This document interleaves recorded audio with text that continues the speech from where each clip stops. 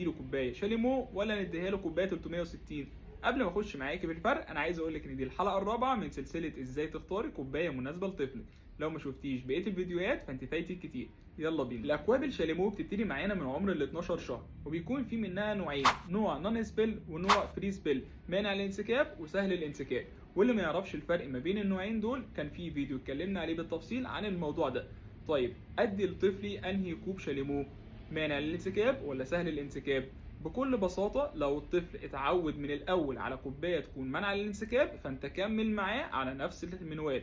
أما لو هو كان متعود على كوباية سهلة الانسكاب، فأنت كمل معاه برضه على نفس الفكرة. ليه؟ لسبب بسيط، لأن الطفل ما بيصدق يتعود. فبلاش تعوده على حاجة تكون نون سبيل وتيجي تديله حاجة فري سبيل، ممكن إن هي تشرقه. والعكس صحيح، ما ينفعش ان انت تديله حاجه على طول فري سبيل وتيجي تديله حاجه نون سبيل، مش هيعرف ان هو يضغط عليها ويشفط منها، فبالتالي مش هيشرب منها. فبلاش ترمي فلوسك على الارض. ومش معنى كلامي ان استحاله ان الطفل يتعود، وارد ان الطفل يتعود، بس هياخد منك شويه وقت ومجهود، وهيبقى انت وحظك، يا قبلها يا ما قبلهاش.